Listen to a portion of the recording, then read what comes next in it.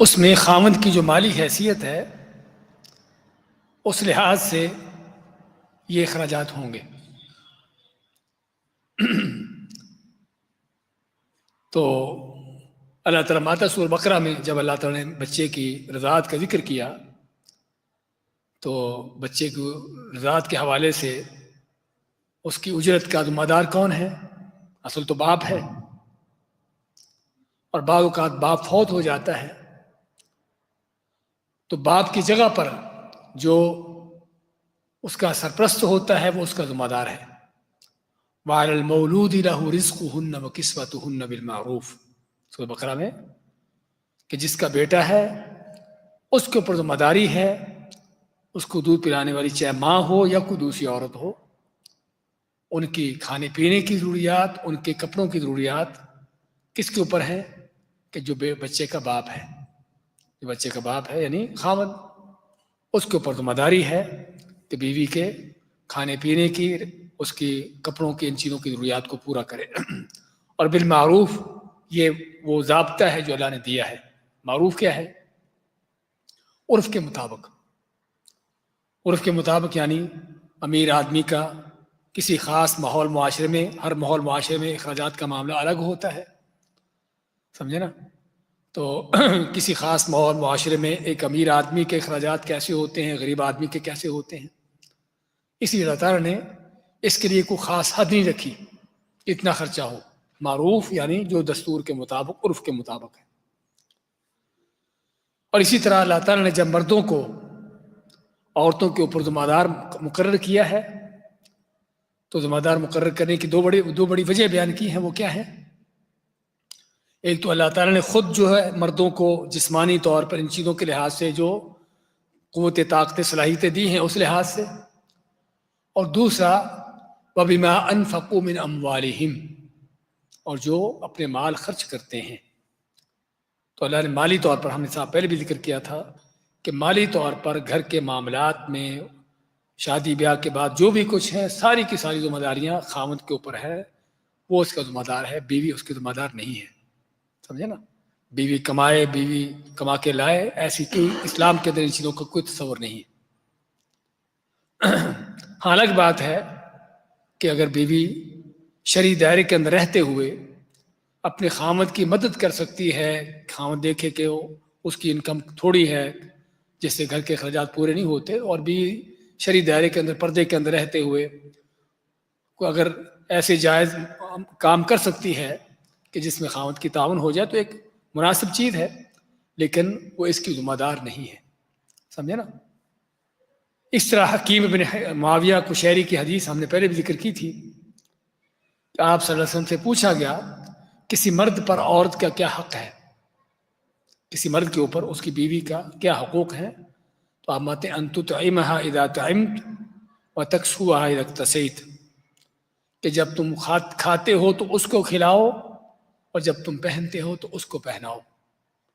مراد جس طرح کا تم خود کھاتے ہو اس کو کھلاؤ اس طرح کا، اور جس طرح کے کپڑے عام طور پر تمہارے پہننے کے ہوتے ہیں جس معیار کے، ظاہری بات عورت کے کپڑے الگ ہوں گے، مرد کے کپڑے الگ ہوں گے، لیکن یہاں پر بات ہو رہی جس معیار کے کپڑے تم پہنتے ہو اسی طرح کے اس کو پہناؤ۔ تو یہ ہے کہ جو بیوی کا حق ہے کھانے پینے کے لحاظ سے۔ اور اسی طرح حضرت جابر کی حدیث ہے، آپ نے خطبہ دیتے ہوئے فرمایا مردوں پر اپنی بیویوں کے معروف طریقے سے خوراک اور لباس کی ذمہ داری ہے۔ تو یہ مالی حقوق۔ اسی طرح جو مانوی حقوق ہیں، مانوی حقوق کا معنی کہ بیوی کے جو جسمانی طور پر اس کا حق ادا کرنا اور اس کے ساتھ اچھے طریقے سے رہن سہن رکھنا، کہ نکاح کے مقاصد کو مد نظر رکھتے ہوئے نکاح کا مقصد کیا ہے؟ کہ اللہ تعالیٰ نے جو انسان کے اندر ایک فطری طور پر جو فطرت رکھی ہے اس فطری رغبت کو پورا کرنا، تو اس فطری رغبت کو پورا کرنا جو انسان کی ضرورت ہے، اور فتنوں سے بچنے کے لیے بھی، اور خصوصاً دور حاضر میں جو طرح طرح کے فتنے ہیں تو ان سے بچنے کے لیے بھی کہ ازدواجی حقوق کو ادا کرنا، جو خاوند بیوی کے درمیان ازدواجی حقوق ہیں ان کے تعلقات ہونے چاہیے ہم بستری کے ان چیزوں کے، تو ان چیزوں کا یہ حق ادا کرنا. فَإِذَا تَطَهَّرْنَ فَأْتُوهُنَّ مِنْ حَيْثُ أَمَرَكُمُ اللَّهُ، کہ بیوی حیض سے پاک ہو جائے تو اس کے بعد تم ان سے میل ملاپ کرو جس طرح اللہ نے تم کو حکم دیا ہے. اور اسی طرح دوسری آیت میں نساؤکم حرث لکم فأتوا حرثکم انا شئتم، کہ تمہاری بیویاں تمہاری کھیتی ہیں. تو کہنے کا مقصد اس میں اسی طرح آپ صلی اللہ علیہ وسلم کی حدیث میں وفی بضع احدکم صدقہ، اور تمہارا کسی اپنی بیوی سے میل ملاپ کرنا بھی کیا ہے، یہ صدقہ ہے. تو یہ خاوند بیوی کے ایک دوسرے کے اہم ترین حقوق میں سے ہے، کیونکہ نکاح کا بنیادی مقصد ہی اصل یہ ہے. کھانا پینا رہنا سہنا تو وہ ایک ضمنی چیزیں ہیں، لیکن اصل مقصد یہ ہے. اسی طرح مانوی حقوق میں سے حسن معاشرت. حسن معاشرت کا کیا معنی؟ اچھے تعلق، اچھے طریقے سے رہن سہن کرنا، اچھے طریقے سے ایک دوسرے کے ساتھ معاملہ ڈیلنگ کرنا، کہ بیوی کے ساتھ بھائی کا معاملہ ہو.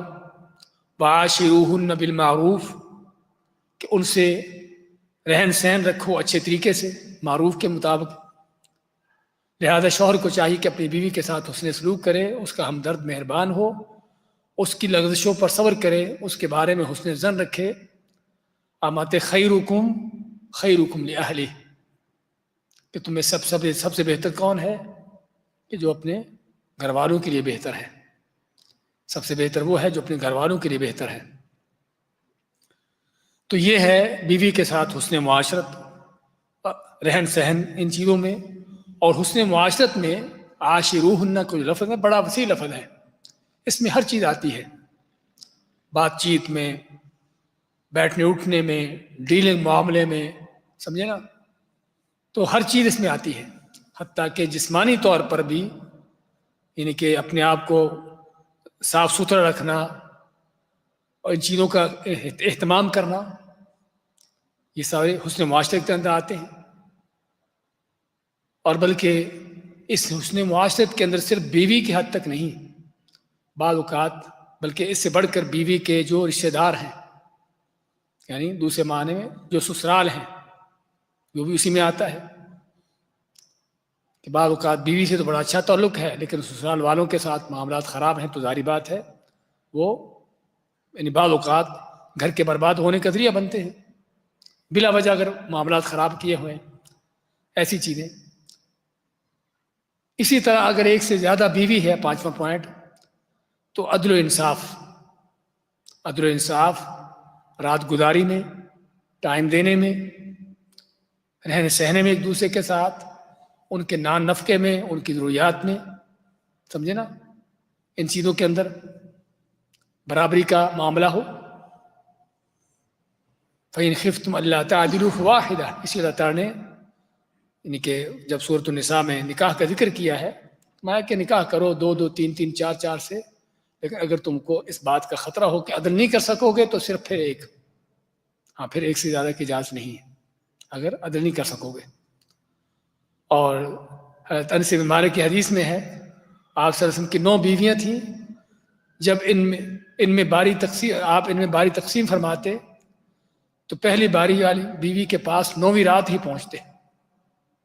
9 بیویاں، تو ہر بیوی کے 9 دن کے بعد باری آتی، یعنی کہ اس سے پہلے. اللہ یہ کہ بعض اوقات کوئی بیوی اپنا حق کسی دوسری بیوی کے لیے آپ کو ہبہ کر دیتی، جس طرح کہ آپ کی بیوی حضرت سودا نے، جو بڑی عمر کی ہو چکی تھی، تو انہوں نے اپنا حق جو ہے حضرت عائشہ کے لیے آپ کو ہبہ کر دیا. وہ الگ بات ہے، تو بیوی کا حق ہے، وہ خاوند کا حق نہیں. وہ بھی بیوی کی مرضی ہے کہ وہ اپنا حق چھوڑ دے، کسی دوسری بیوی کے لیے دے دے، ورنہ اصل خاوند یہ ہے کہ خاوند اگر ایک سے زیادہ بیویاں ہیں تو ان کے درمیان برابر کی تقسیم رکھے. اور جو برابر کی تقسیم نہیں رکھتا تو قیامت کے دن وہ آئے گا اور اس کی ایک جو ہے وہ مائل ہوگی، ماری ہوگی. اور قرآن کریم میں بھی اللہ نے اس چیز کی مذمت کی ہے. تو یہ ہے خاوند کے اوپر بیوی کے حق. اس کے بعد ہے بیوی پر شوہر کے حقوق. بیوی کے اوپر خاوند اور دونوں طرح کے حقوق جاننے بھی چاہیے، ان کا اعتراف بھی ہونا چاہیے، ان کو ادا بھی کرنا چاہیے. 3 چیزیں. حق معلوم بھی ہو کہ حق کیا ہے، حق کا اعتراف بھی ہو کہ واقعی حق دینا ہے، کیونکہ بعض کا علم تو ہوتا ہے لیکن اعتراف نہیں ہوتا، اور اعتراف کرنے کے بعد اس کی ادائیگی بھی کرنا، کیونکہ یہاں پر اس مسئلے میں آ کر ہر کوئی اپنا حق مانگتا ہے، اپنا حق مانتا ہے دوسرے کریں۔ ہمارے ایک پروفیسر لطیفہ سناتے تھے، شیخ حسین شاید اللہ عالم، کہ ایک امام مسجد جس طرح کی نمازوں کے بعد درس دیتے ہیں نا، تو خاوند بیوی کے حق بیان کر رہے ہیں، تو عام طور پر ان پرانے زمانوں میں مسجد کے اندر ہی پردہ لگا کے پیچھے عورتیں بیٹھی ہوتی تھی، تو پہلے اس نے عورتوں کے حقوق بیان کیے کہ خاوند کے اوپر عورتوں کے کیا حقوق ہیں، تو پیچھے ایک بوڑھی عورت جب بھی سنے تو جزاک اللہ خیر، جزاک اللہ خیر۔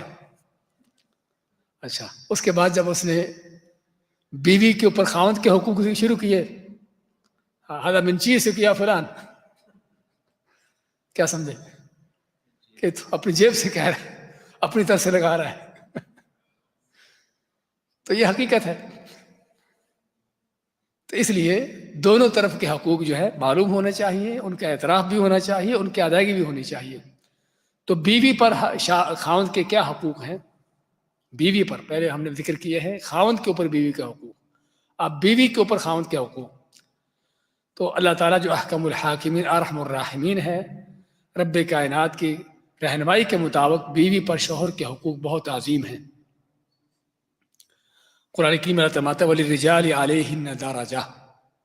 سب سے پہلے تو جس چیز کو یہاں پر سمجھنے کی ضرورت ہے کہ رب العالمین نے جو تقسیم کی ہے اس تقسیم کو معلوم کرنا، اس کا اعتراف کرنا اور اس کو عمل میں لانا۔ ہم نے ہمارے جو سلیبس ہے تفسیر موضوعی کا، اس میں یہ موضوع ہم نے لیا ہے اور وہاں پر تفصیلاً اس بات کو ذکر کیا تھا کہ یہ تقسیم اللہ تعالیٰ کی ہے کہ اگر اللہ نے کسی کو اونچا کیا ہے، کسی کو نیچا کیا ہے، کسی کو ایک مرتبہ بڑھ کر دیا ہے، کسی دوسرے کو اس سے کم دیا ہے، تو یہ ساری اللہ کی دی ہوئی تقسیم ہے۔ اور عجیب بات یہ ہے کہ ہم لوگوں کی اس طرح کی ہوئی تقسیم کو قبول کرتے ہیں۔ کیا خیال ہے؟ آپ جس فیکٹری میں، جس کمپنی میں کام کرتے ہو، وہاں پر سارے ایک لیول کے لوگ ہوتے ہیں، کیا خیال ہے؟ کوئی مینیجر ہے، کوئی اس کا اسسٹنٹ ہے، کوئی فور مین ہے، کوئی طرح طرح کے ہوتے ہیں نا، تو کیا آپ ان چیزوں کا اعتراف نہیں کرتے کہ یہ مینیجر، میں نہیں مانتا کہ مینیجر کون ہوتا ہے، ہاں اپنے گھر میں مینیجر ہوگا، کیا خیال ہے؟ ایسا چلتا ہے؟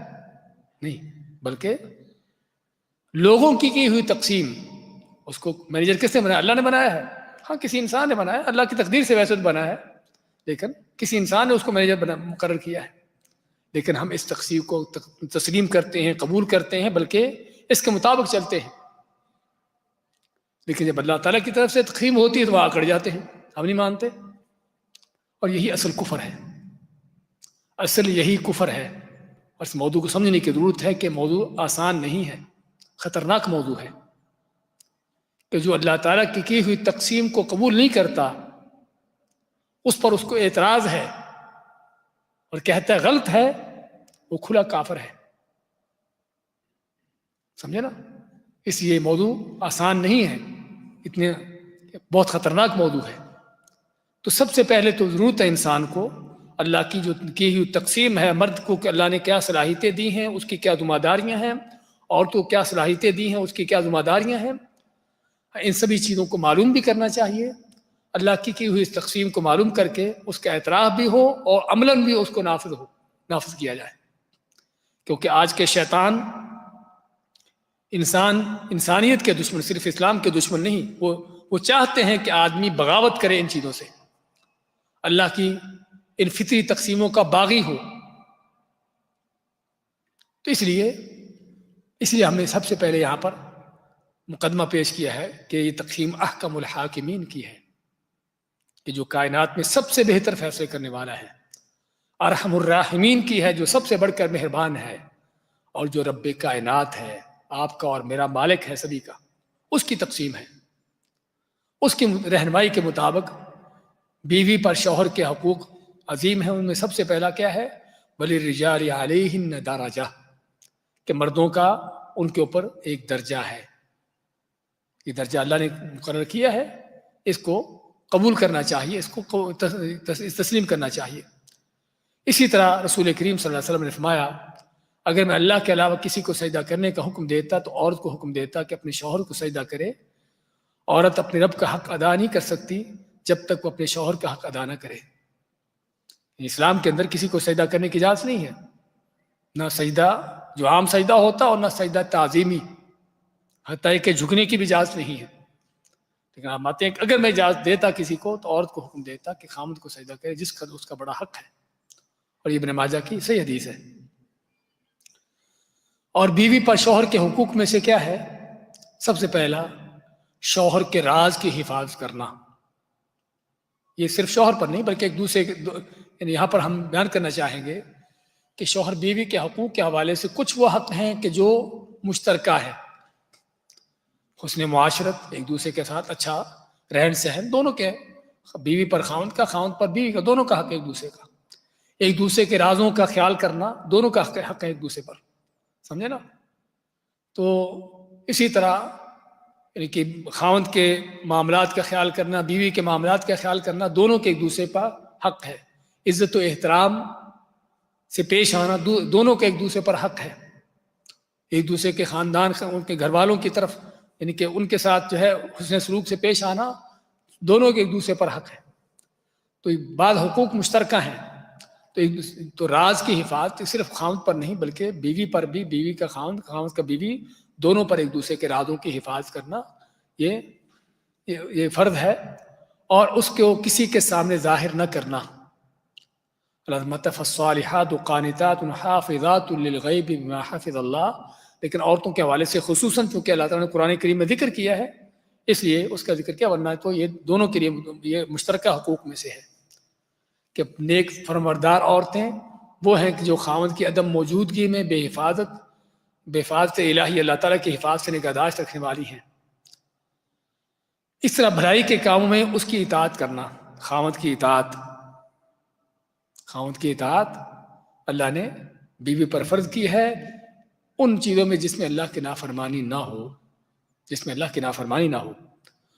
اور اس کی دلیل الرجال قوامون علی النساء، کہ مرد جو ہیں عورتوں پر سرپرست ہیں، اور سرپرستی کا تقاضا یہی ہے کہ جو زیر سرپرست ہے وہ حکم مانے، وہ اطاعت کرے. تیسری چیز، بغیر کسی شرعی عذر کے خاوند کی ازدواجی رغبت کا خیال رکھے. ہاں کوئی شرعی عذر ہے، حیض و نفاس وغیرہ اس طرح کی چیزوں میں ظاہری بات ہے اللہ نے اجازت نہیں دی. بیماری ہے، اس طرح کی تکلیف ہے تو الگ بات ہے، ورنہ جس طرح ہم نے خاوند کے اوپر بیوی کا حقوق میں سے ذکر کیا ہے ازدواجی معاملات میں، تو بیوی کے اوپر حق ہی اس سے بڑھ کر ہے. بیوی پر خاوند کے حوالے سے یہ اس سے بڑھ کر حق ہے. اس سے بڑھ کر حق ہونے کی دلیل کیا ہے؟ آپ صلی اللہ علیہ وسلم کی حدیث، اذا دعا الرجل امرأته الى فراشه فابت فبات غضبان عليها لعنتها الملائكة حتى يصبح اور حتى تصبح، کہ اگر خاوند بیوی کو بلاتا ہے ازدواجی تعلق کے لیے اور وہ انکار کرتی ہے اور خاوند اس پر ناراض ہوتا ہے تو صبح ہونے تک فرشتے اس عورت پر لعنتیں ڈالتے ہیں. تو اس سے معلوم ہوا کہ اگرچہ حقوق دونوں کے ہیں، ایک دوسرے پر مشترکہ ہے، لیکن بیوی کے اوپر یہ حق خاوند کی نسبت بڑھ کر ہے. چوتھا، شوہر کے گھر اور مال کی حفاظت اور کی اولاد کی حسن تربیت. یعنی خاوند کا جو گھر ہے، اس کا مال ہے، اس کی اولاد ہے، ان چیزوں کا خیال کرنا، ان کی تربیت کرنا. اور اس میں آپ صلی اللہ علیہ وسلم کا فرمان الا کلکم راع و کلکم مسئول عن رعیتہ، کہ تم میں سے ہر کوئی ذمہ دار ہے اور ہر ایک کو اس کی ذمہ داری کے متعلق سوال ہوگا. والمرأة راعیۃ علی بیت بعلها، عورت کے حوالے سے کیا ذمہ داری ہے کہ عورت اپنے خاوند کے گھر کی ذمہ دار ہے. وہی مسئولۃ عنہم، اور گھر کی اور گھر کے افراد کے حوالے سے عورت اس کا سوال ہوگا ذمہ داری کا. تو گھر کے اندرونی جو معاملات ہیں خاوند کے متعلقہ، اولاد کے متعلقہ، گھر کی دیکھ بھال کے حوالے سے یہ ساری عورت کی ذمہ داری ہے جو اللہ نے اس پر لگائی ہے، دی ہے۔ تو اور اسی سے پتہ چلتا ہے کہ اللہ نے عورت کو کتنی بڑی ذمہ داری دی ہے۔ آج کے شیطان جن کا فلسفہ یہ ہے عورت کو گھر سے نکالنا، اس کو فیکٹریوں آفسوں میں کھڑا کرنا، وہاں لگانا، تاکہ گھر کا یہ یونٹ جو ہے خراب ہو، برباد ہو، اور یہ خراب ہوگا تو پورا معاشرہ، سوسائٹی خراب ہوگی۔ یہ ان شیطانوں کی سازش۔ اور کہتے کیا ہے کہ اگر عورت کو کام پر نہ لگایا تو آدھا معاشرہ، آدھی سوسائٹی معطل، بیکار ہو جاتی ہے۔ بے ایمانوں کو یہ نظر نہیں آتا کہ کسی بھی سوسائٹی میں، کسی بھی ملک میں، کسی بھی علاقے میں گھر زیادہ ہے، یہ فیکٹری آفس زیادہ ہے۔ گھر زیادہ ہے، اور گھروں کی ذمہ داری اللہ نے کس کو دی ہے؟ عورت کو دی ہے۔ تو اگر دیکھا جائے عورتوں کی ذمہ داری کسی بھی ملک، قوم کے حوالے سے مردوں سے کہیں بڑھ کر ہے۔ مرد تو صرف باہر سے کما کے لاتا ہے، گھر کے معاملات کو، گھر کو سنبھالنا، گھر کو اس میں بچوں کی تربیت، خاوند کے معاملات، یہ ساری وہ بہت بڑی ذمہ داری ہے جو عورت کے اوپر اللہ نے لگائی ہے۔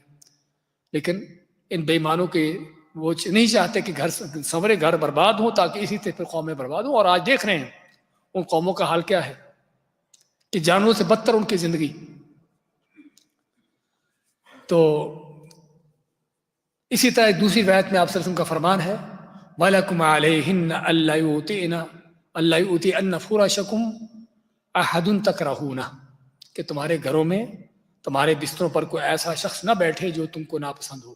یعنی عورت کی یہ بھی ذمہ داری ہے کہ گھر میں کسی ایسے شخص کو نہ آنے دے کہ جو خامد جس کے آنا پسند نہ کرتا ہو، چاہے بعض اوقات کو رشتہ داروں میں سے کیوں نہ ہو۔ لیکن اس میں بھی دیکھا جائے اگر تو واقعی ہی کوئی وجہ ہے اس کو ناپسند کرنے کی، تو وجہ کیا ہے کہ کوئی شر پسند آدمی ہے، اس کے گھر میں آنا، طرح طرح کے فتنے پیدا ہوتے ہیں۔ ہاں، تو خاوند کا حق ہے ایسے شخص کو روکنا، اور بیوی کا فرض ہے واقعی اس کو نہ آنے دینا تاکہ فتنے پیدا نہ ہوں۔ لیکن اگر خاوند بلا وجہ کسی ذاتی صرف اناج کی وجہ سے کوئی ایسا کر رہا ہے تو پھر وہاں پر افہام و تفہیم کرنا چاہیے، سمجھانے کی کوشش کرنا چاہیے۔ پانچواں حق حسن معاشرت، اچھا برتاؤ اور ہر تکلیف دہ چیز سے پرہیز کرنا۔ یعنی جس طرح ہم نے بیوی کے حوالے سے ذکر کیا تھا، ایسے ہی خاوند کے اوپر یا بیوی کے اوپر خاوند کے حوالے سے کہ حسن معاشرت، اچھا برتاؤ اور ہر تکلیف سے دہ چیز سے پرہیز کرنا۔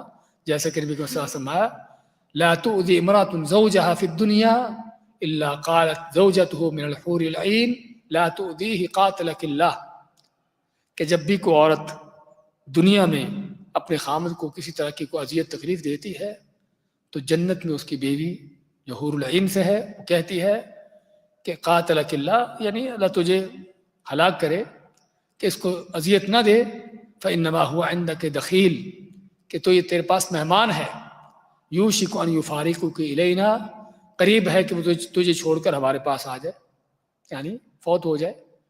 تو علی کل حال اس میں مزید اس بات کی تاکید ہے، اگرچہ یہ بتایا ہے نا کہ حسن معاشرت کا یہ حق جو ہے مشترکہ ہے، خاوند کے اوپر بھی ہے بیوی کے حوالے سے، اور بیوی کے اوپر بھی ہے خاوند کے حوالے سے، دونوں کے ایک دوسرے کے اوپر ہے۔ تو لیکن کچھ مشترکہ حقوق جن کا آگے ذکر ہو رہا ہے، اکثر حقوق جو گزر چکے ہیں وہ میاں بیوی کے درمیان مشترک ہیں، خاص طور پر ازدواجی تعلقات کے حقوق، اسی طرح میاں بیوی کے ایک دوسرے کے ساتھ حسن سلوک، صبر و تحمل کرنا، کسی کا حق ادا کرتے وقت بوجھ محسوس نہ کرنا، اور نہ ہی احسان جتلانا۔ یہ بھی کہ بعض اوقات ایک دوسرے پر احسان جتلانا کہ میں تمہاری خاطر اتنے گھنٹے ڈیوٹی کرتا ہوں،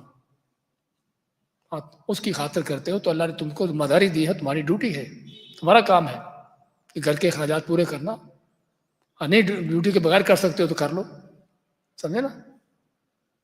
اور بیوی کہ تمہاری خاطر اتنا کام کیا، گھر کے اتنے کام کرتی ہوں، تو کہنے کا مقصد اس طرح کے احسان جتلانا جو ہے، یہ وہ چیزیں ہیں کہ جو بعض اوقات ایک دوسرے کے اوپر، یعنی کہ ایک دوسرے کے تعلقات خراب برباد ہونے کا ذریعہ بنتے ہیں۔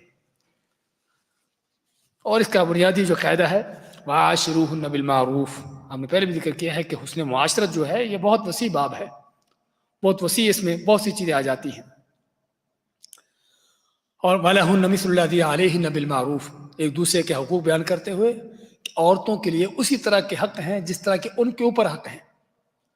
جس طرح ان کے اوپر ذمہ داریاں ہیں ایسے ہی ان کے لیے حقوق ہیں جو ادا ہونے چاہیے، لیکن بالمعروف، عرف کے مطابق، دستور کے مطابق. ہر ماحول معاشرے میں یعنی کہ چیزیں الگ الگ ہوتی ہیں، جیسی نہیں ہوتی. تو شرعی دائرے کے اندر رہتے ہوئے جس طرح سے ایک دوسرے کے ساتھ حقوق کی ادائیگی کرنا. اور آپ صلی اللہ علیہ وسلم کا فرمان، تم میں سے بہترین شخص وہ ہے جو اپنے اہل خانہ کے ساتھ بہتر ہے، خیرکم خیرکم لأہلی. اسی طرح دونوں کو چاہیے ایک دوسرے کی کمی کمزوری نظر انداز کر کے اچھائی بھلائی مد نظر رکھی جائے.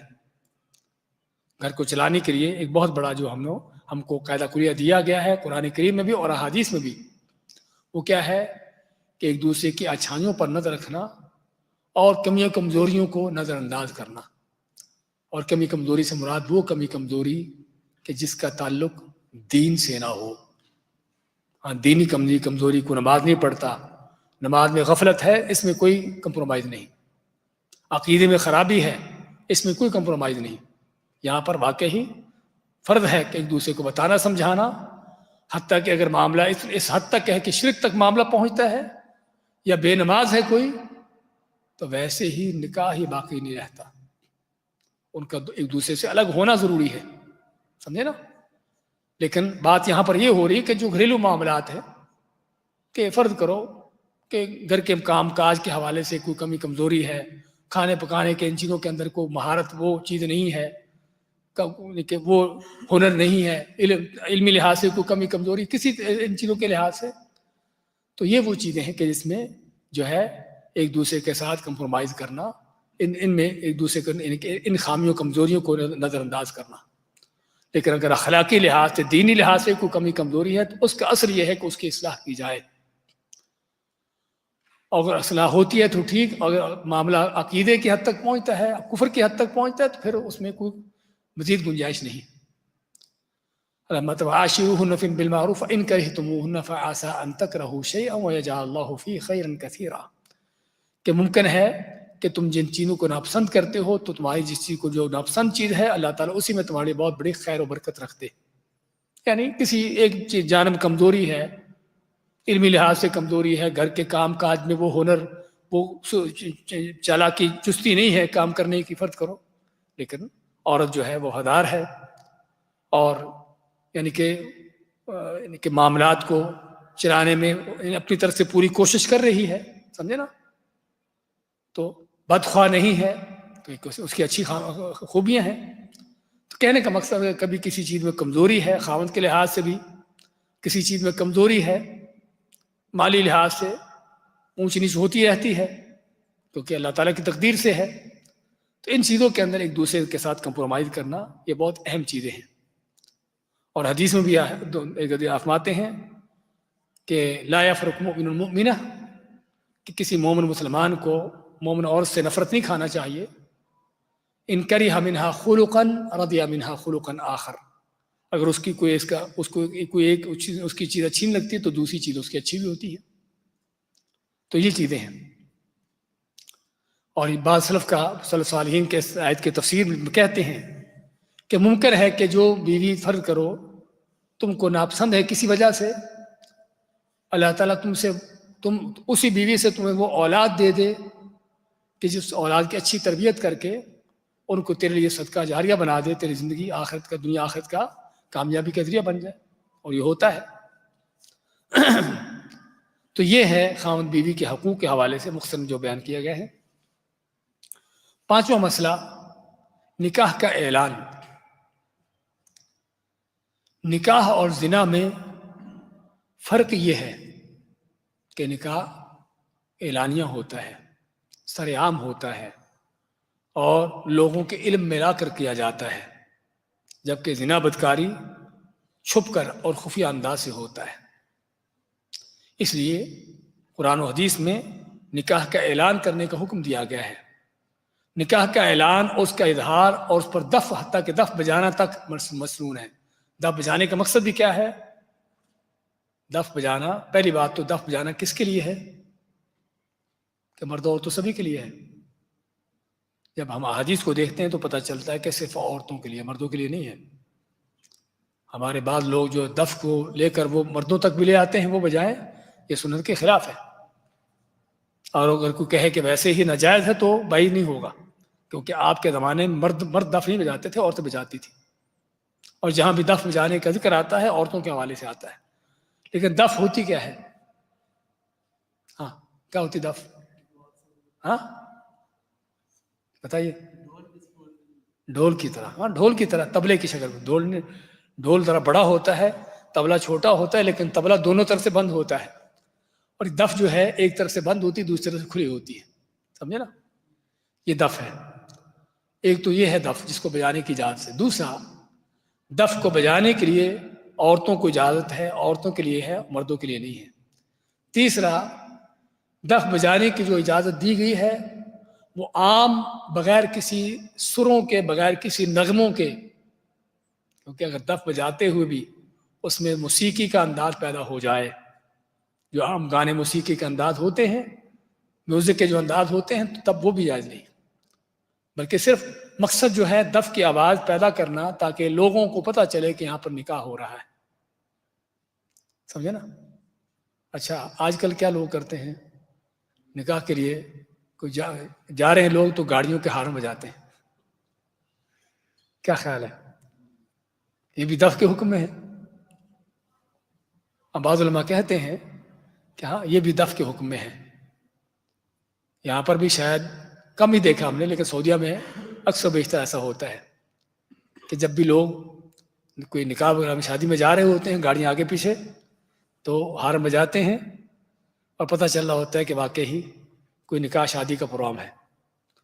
بارات تو چونکہ اسلام کے اندر ہے ہی نہیں، بارات کا ہمارا چکر کوئی نہیں ہے، لیکن ویسے تو یہ بھی اسی میں آتا ہے کہ جس میں نکاح کا اعلان ہے، سمجھا؟ نکاح کے اعلان سے مراد یہ نہیں کہ اسپیکر میں اعلان کرنا، نکاح کے اعلان سے مراد یعنی سر عام یہ چیز کی جائے، اس طریقے سے کی جائے کہ لوگوں کو پتہ چلے کہ نکاح ہو رہا ہے، لیکن اس میں جو شرعی طریقہ ہے دف بجانے کی حد تک لوگوں کو اکٹھا کرنا، ان کو دعوت کھلانا، کھانا کھلانا، یہ سبھی اس میں اعلان کے اندر آتا ہے، سمجھا؟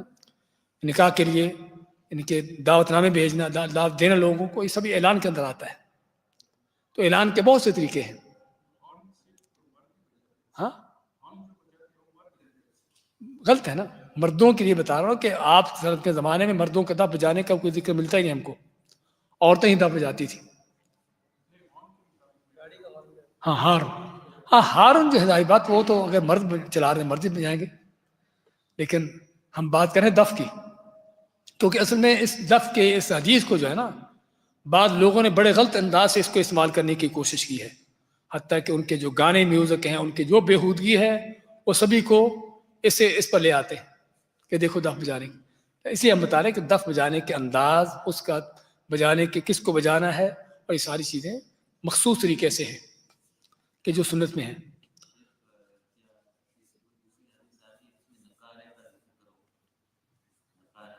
اللہ، میرے علم میں نہیں کوئی ایسی۔ تو اس میں حدیث جو آتی ہے یہاں پر آپ کے سامنے، فصل ما بین الحلال والحرام الدف والصوت فی النکاح، کہ جو حلال و حرام میں نکاح میں فرق ہے وہ کیا ہے کہ دف بجانا اور آواز۔ آواز کیا ہے؟ ہاں ہاں، اس طرح کیا نہیں، وہ آواز نہیں ہے۔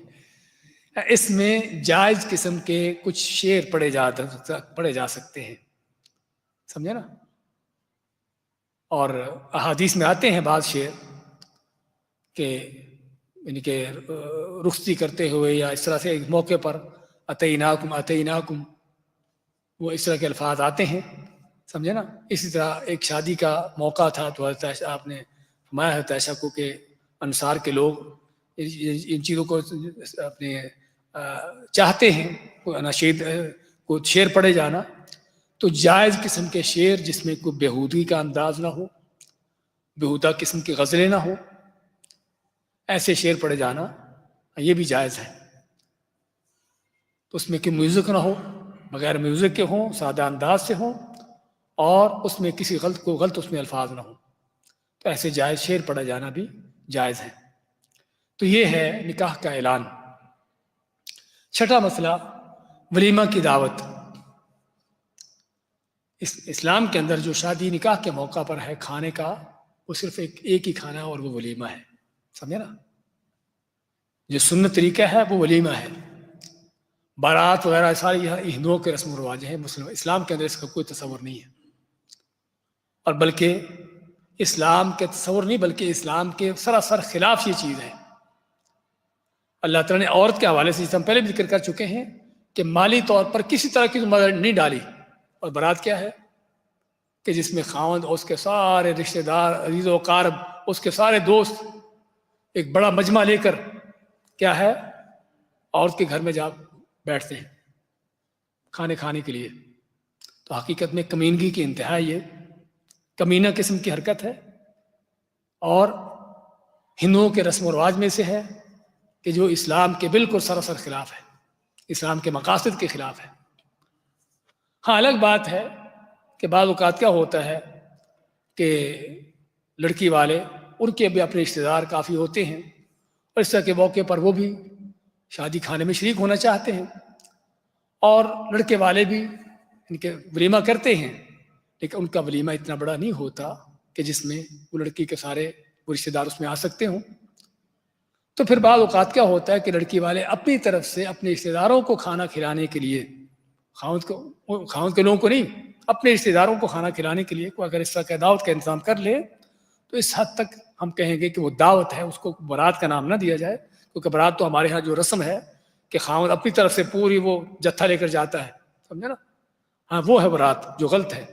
لیکن لڑکی والے اپنے رشتہ داروں کو، اپنے اقارب کو، دوستوں کو اگر کھانا کھلانا چاہتے ہیں تو کوئی مشکل نہیں اس میں، دعوت کر لے. اور عربوں کے ہاں جو موجودہ ایک چل رہا ہے کہ لڑکے لڑکی دونوں کی طرف سے تعاون ہوتا ہے، اس کے اندر ایک ہی دعوت ہو جاتی ہے جس کو ولیمے کے نام دیا جاتا ہے، ولیمے کے نام سے ہی ہوتی ہے. تو اس میں لڑکی والے بھی ان کی شرکت ہو جاتی ہے. شرکت ہونے کا معنی چونکہ ان کے بھی یعنی کہ بڑی تعداد میں لوگ آ رہے ہیں، تو پھر مالی طور پر اس کے اخراجات میں لڑکی والوں کی طرف سے بھی اس میں شرکت ہو جاتی ہے. تو اس میں کوئی حرج کی بات نہیں، یہ جائز ہے. لیکن جو ہندوانہ رسم ہے کہ بارات لے کر لڑکی کے گھر میں جانا اور پھر وہاں اتنی بڑی تعداد کو ان کی طرف سے کھانے کھلانے کا یہ چکر، یہ سارا اسلام کے سراسر خلاف ہے. اس کا اسلام کے اندر کوئی تصور نہیں ہے. تو ولیمہ جو ہے نکاح کا کھانا، جس کو ولیمہ کہا جاتا ہے کہ جس میں لوگوں کو بلایا اور جمع کیا جاتا ہے، ولیمہ ہے. ولیمہ کرنا سنت ہے. ولیمہ کا حکم کیا ہے کہ سنت ہے. آپ نے حضرت عبد الرحمن بن عوف کو دیکھا کہ ان کے کپڑوں پر تھوڑا زردی کا نشان تھا. پوچھا یہ کیا ہے؟ تو انہوں نے کہا کہ میں نے شادی کی ہے، نکاح کیا ہے. تو آپ میں کہ اولم ولو بشات، کہ ولیمہ کرو چاہے ایک بکری سے کیوں نہ ہو، یعنی ایک بکری ہی ذبح کر کے لوگوں کو کھلاؤ، تو یہ ولیمہ. تو ولیمے کے حوالے سے خود نبی صلی اللہ علیہ وسلم نے بھی، آپ نے جب حضرت زینب بنت جحش سے نکاح کیا آپ نے، تو آپ نے اس وقت جو ہے گوشت اور روٹی کا ولیمہ کیا، یعنی صحابہ کو کھلایا. جب کہ بعد بیویوں سے شادی کی تو 2 مد جو کا ولیمہ کیا. جو 2 مد کیا ہوتا ہے؟ 2 مد، یہ مد ہوتی دونوں ہاتھوں کو ملا کر، تو 2 مد جو، صرف اتنے سے جو سے ولیمہ کیا، سمجھے نا. تو ولیمے کے حوالے سے شرعی طور پر کوئی خاص چیز نہیں ہے کہ لازمی اسی چیز سے ولیمہ ہو. ہاں اگر انسان طاقت رکھتا ہے، استطاعت رکھتا ہے، تو جسے آپ نے بکری کا حکم دیا، ذکر کیا ہے، گوشت اس طرح کی چیز سے. ورنہ اگر نہیں تو کوئی بھی چیز کھلا دے لوگوں کو ولیمے کے نام سے تو وہ ہو سکتی ہے. آپ نے حضرت صفیہ سے جب نکاح کیا، سفر میں تھے، خیبر سے مدینہ آ رہے تھے، رستے میں ہی آپ نے ان سے نکاح کیا. تو نکاح کے کیا ہوا کہ لوگوں کے پاس جو کچھ تھا، کسی کے پاس کھجور ہے، کسی کے پاس جو ہے، جو کسی کے پاس وہ لے کے آ گئے اور سبھی نے مل کر کھا لیا اور آپ کا یہ ولیمہ ہو گیا، سمجھے نا. تو اس لیے شرعی طور پر ولیمے کے لیے کوئی خاص ڈش نہیں ہے کہ جو بنائی جائے کہ اسی سے ولیمہ ہوگا، اس کے بغیر نہیں ہوگا. اور اس سے ہم کو اسلام کی جو آسانیاں ہیں اس کا اندازہ ہوتا ہے. لوگوں کی جہالتوں نے، ان کی غلط رسم و رواج نے اپنے آپ کو مشکلات میں ڈالا ہوا ہے. ورنہ دیکھیے کہ جو ہیں اسے ولیمہ 2 مد جو کے ساتھ ولیمہ ہو گیا، کیا مشکل ہے؟ اگر اللہ کے جہانوں کے سردار کا 2 مد جو سے ولیمہ ہو سکتا ہے تو ہمارا کسی کا کیوں نہیں ہو سکتا بھی؟ اس لیے بھی لازمی نکاح کے لیے پہلے اتنے لاکھ جمع ہوں گے، اتنا یہ کچھ آئے گا تو تب نکاح ہوگا، اور خصوصاً آج کل کے دور میں کوئی بڑے بڑے ہال بک کرنا اور وہاں پر طرح طرح کی ڈشیں اور کھانے اور پتہ نہیں کیا کچھ، یہ ساری وہ حقیقت میں بلا وجہ کی مصیبتیں ہیں جو لوگوں نے اپنے سروں پر مسلط کی ہیں، ورنہ اسلام کی تعلیمات اس سے کہیں زیادہ آسان ہے، کہیں زیادہ آسان۔ نکاح شادی کو دیکھو گے نا اسلام کے اندر، تو اس میں آپ دیکھو کہ کس قدر آسان ترین عمل ہے۔ گھر کے اخراجات کے حوالے سے، گھر کی ضروریات کے حوالے سے، حق مہر کے حوالے سے ہم پڑھ چکے ہیں کہ جتنا کم سے کم ہو سکتا ہے کوئی مشکل نہیں۔ اسی طرح اخراجات کے حوالے سے ابھی ولیمے کی بات آپ سن رہے ہیں، تو یہ ہے اسلام کا تصور کہ جو ان شادی نکاح کے، اور اصل اسلام یہی چاہتا ہے کہ ان چیزوں کو جتنا ممکن ہو آسان کیا جائے، آسان کیا جائے۔ لوگوں کی طرح طرح کی جہالتوں سے ان چیزوں کو جو مشکل بنایا گیا ہے، وہ کئی سال تک وہ صرف شادی کے اخراجات جمع ہوتے ہیں، اتنے لاکھ جمع ہوگا تو تب جا کر کوئی کہیں وہ شادی ہو سکے گی، اس کے بغیر نہیں ہو سکتی، غلط ہے سراسر۔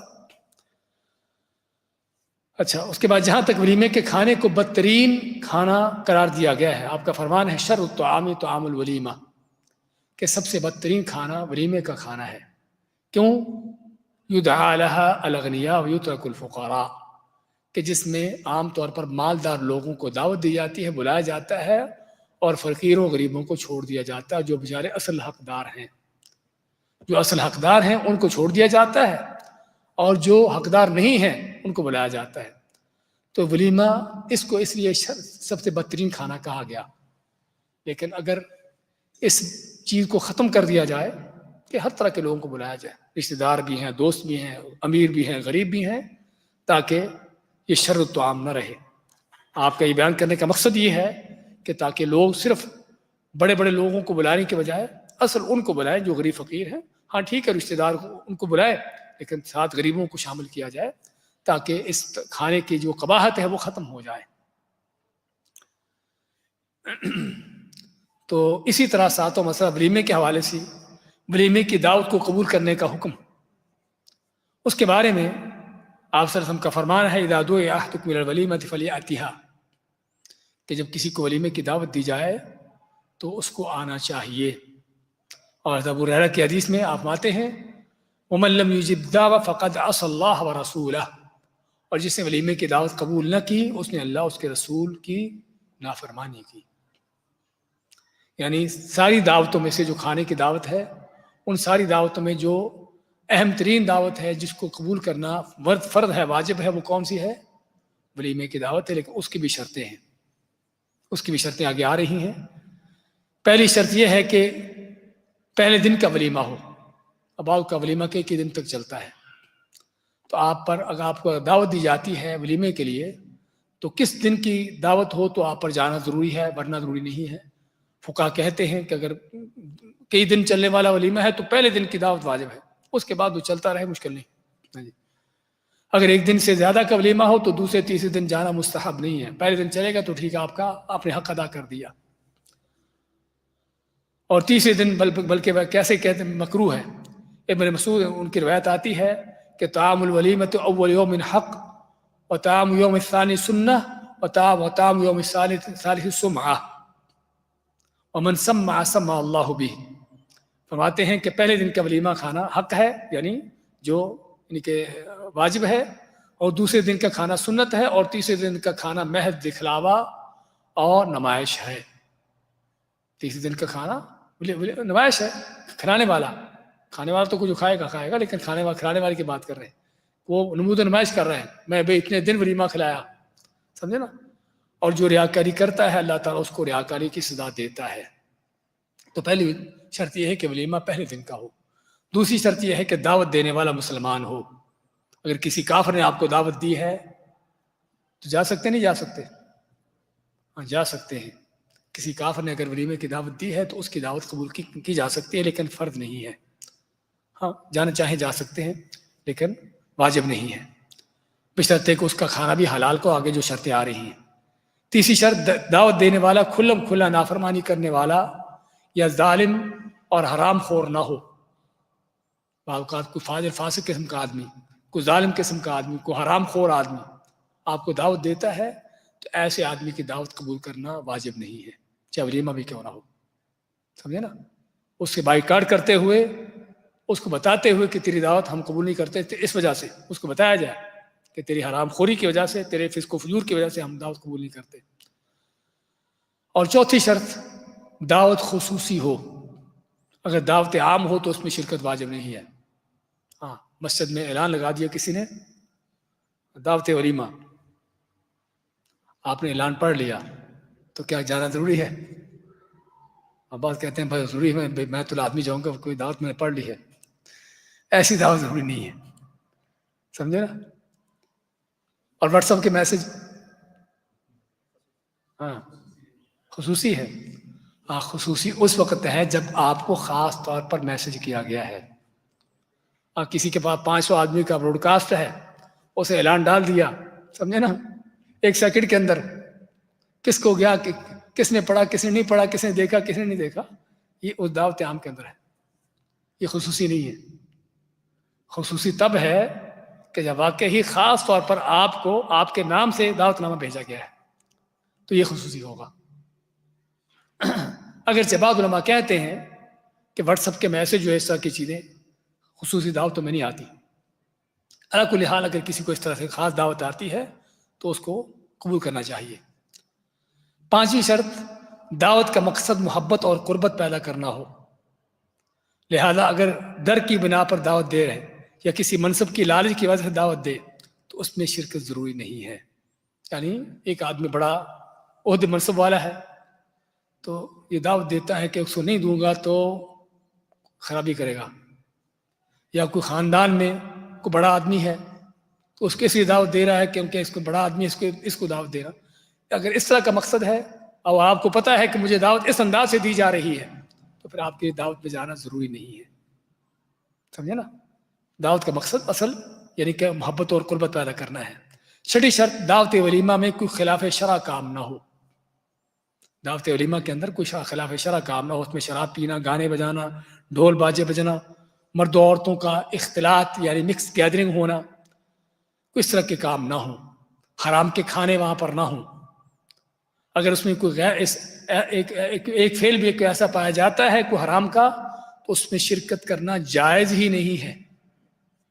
واجب ہونا تو بات کی بات ہے، جائز ہی نہیں ہے۔ حضرت جابر فرماتے ہیں کہ آپ کا فرمان من کان یؤمن باللہ والیوم الآخر فلا یقعدن علی مائدۃ یدار علیہا بالخمر، کہ جس کا اللہ اور آخرت پر ایمان ہے ایسے دسترخوان پر نہ بیٹھے کہ جہاں پر شراب چلتی ہو، شراب پی جاتی ہو۔ کوئی بھی اگر حرام کا کھانا اس یعنی کہ دعوت کے اندر شامل ہے، حرام کا کھانا پینا، تو ایسی دعوت میں جانا جائز ہی نہیں ہے۔ نہ کہ تو صرف یہ ہے کہ اگر آپ جاتے ہیں اور جا کر اس برائی کو روک سکتے ہیں جو برائی ہو رہی ہے تو پھر آپ کا جانا دو لحاظ سے واجب ہو جاتا ہے۔ ایک تو چونکہ دعوت ولیمہ ہے، اور دوسرا آپ کے جانے سے وہ برائی ختم ہو رہی ہے تو پھر آپ کے لیے جانا ضروری ہوگا دو لحاظ۔ لیکن اگر آپ کو پتہ ہے کہ آپ کے جانے سے وہ برائی ختم نہیں ہوگی، یعنی آپ کی حیثیت ان کے ہاں کوئی نہیں ہے، تو پھر آپ کے لیے جانا ہی جائز نہیں۔ لیکن اگر آپ کو یہ ہے کہ میں جا کر دیکھتا ہوں، اگر بعض آ گئے تو ٹھیک ہے، نہیں آئے تو ٹھیک ہے آ جاؤں گا، ہاں تو آج جا سکتے ہیں، جا کے ان کو روکیے اس غلط کام سے، رک جاتے ہیں تو ٹھیک ہے، نہیں رکتے تو صاف ان کو کہیے بھی آپ کے یہ غلط کام ہو رہا ہے، اس لیے میں آپ کے دعوت میں شریک نہیں ہو سکتا، تاکہ ان کو پتہ ہو کہ ہماری حرام زدگی کی وجہ سے، ہمارے حرام کام کی وجہ سے لوگ ہمیں چھوڑ رہے ہیں، سمجھے نا؟ یہ نہیں کہ چپ کر کے کان لپیٹ کے نکلنا، بلکہ بتا کے نکلے کہ تمہارے اس حرام کام کی وجہ سے ہمیں اجازت نہیں یہاں پر بیٹھنے کی، اس میں شریک ہونے کی اجازت نہیں ہم کو، ہمارا دین ہم کو اجازت نہیں دیتا، تاکہ پتہ ہو لوگوں کو کہ ان کی حرام زدگی کی وجہ سے لوگ ان کو چھوڑ رہے ہیں، سمجھے نا؟ تو یہ ہے۔ اور اس میں آپ صلی اللہ علیہ وسلم کی حدیث من رأى منکم منکرا فلیغیرہ بیدہ، کہ تم میں سے اگر کوئی برائی دیکھتا ہے تو اس کو اپنے ہاتھ سے روکے، یعنی تبدیل کرے، یا اپنی نہیں کر سکتا اپنی زبان سے، نہیں تو اپنے کم کم دل سے برا جانے۔ تو یہ، اور اس میں مزید بھی بعض علماء اور بھی شرطیں بیان کرتے ہیں کہ آپ اپنا کوئی ذاتی نقصان نہ ہو، کہ آپ اس کی وجہ سے اپنا کوئی واجب حق چھوڑ رہے ہیں، سمجھے نا؟ اگر اپنا کوئی واجب حق چھوٹتا ہے دعوت ولیمہ کی وجہ سے تو تب بھی آپ کے لیے جانا واجب نہیں ہے۔ اسی طرح اگر آپ کے جانے سے فرض کرو کہ وہاں پر اور خرابی پیدا ہو سکتی ہے، بعض اوقات ہوتا ہے کہ خاندان کے اندر اختلافات ہیں، جھگڑے ہیں، اور ایک دوسرے کو جب نظر آتے ہیں تو اور معاملات بگڑتے ہیں. اگر ایسا بھی کوئی معاملہ ہے اور آپ کو خطرہ ہے کہ آپ کے جانے سے وہاں پر کوئی فساد پیدا ہوگا تو تب بھی آپ کے لیے ایسی دعوت بھی قبول کرنا واجب نہیں ہے. تو یہ تھا آج کے ہمارے دوسرے باب کے جو مسائل تھے. ہاں جی. ایک سوال ہے مہر کے حوالے سے. ہاں جی. کہ نکاح کو 40 سال ہو گئے، ابھی تک مہر کی رقم جو ہے وہ ادا نہیں کی. اچھا. اور جب نکاح ہوا تھا تو رقم جو ہے 500 روپے طے ہوئی. ہوں. تو اب رقم اگر دینی ہے تو آج کے 500 ہو گئے یا اس وقت کے 500؟ ماشاء اللہ. آج کے 500 50 سال پہلے 40 سال پہلے کے 40 سال پہلے کے 500 جو ہے وہ آج کے 5 لاکھ کے برابر ہوں گے شاید میرا خیال. تو جب نکاح ہوا تھا اس وقت کے 500 دیکھے جائیں گے، آج کے نہیں. سمجھے نا؟ اس وقت کے 500.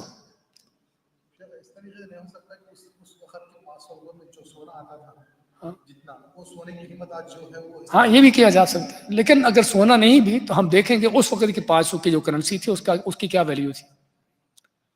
اس وقت 500 کی ہاں اس وقت کی ویلیو کیا تھی. اس کو سونے سے اس کی ویلیو لگا لیں یا ویسے اس کی ویلیو لگ سکتی ہے کہ 40 سال پہلے واقع ہی ہمیں یاد ہے والد صاحب نے ایک بھینس خریدی 600 روپے کی، اور آج میرے خیال کم سے کم 1.5-2 لاکھ کی وہ. سمجھے نا؟ تو اس سے زیادہ کی 4-5 لاکھ کی. میں بتا رہا تھا کہ مثال دے رہا ہوں آپ کو 40 سال پہلے کی. تو یہ مثال ہے آپ کے سامنے. ہاں جی. ایک اور سوال ہے آپ سے پوچھتے ہیں کہ شیخ صاحب آپ کے نکاح کا خرچ کتنا ہوا تھا اس وقت؟ آج تو نکاح بہت مشکل ہے، خرچ بہت زیادہ ہے، نکاح کو آسان کیسے کریں؟ نکاح کو آسان کرنے کا طریقہ جو آپ کو بتایا ہے کہ جتنی آپ کی حیثیت ہے اس کے مطابق شرطیں کم رکھیں، حق مہر جتنی آپ کی حیثیت اس کے مطابق دیں، براتے ختم کریں. سمجھے نا؟ ہماری الحمدللہ کوئی برات نہیں تھی میرے نکاح میں. سمجھے نا؟ کوئی برات نہیں تھی اللہ کے فضل سے. تو بغیر کسی برات کے ہی یہ سارے کام کیے تھے. تو ولیمہ بھی ہاں رشتہ دار ہوتے ہیں، بعض اوقات فیملی بڑی ہوتی ہے تو اس میں پھر کھانا وغیرہ کھلانے میں تو جو یعنی کہ حیثیت کے مطابق الحمدللہ کیے. لیکن الحمدللہ اللہ کا فضل ہے کہ مجھے نہیں یاد کہ زیادہ اخراجات ہوئے ہوں، تھوڑے اخراجات تھے الحمدللہ. اور کچھ؟ بارک اللہ فیک، جزاکم اللہ خیر. میرا خیال ٹائم زیادہ ہو گیا آج.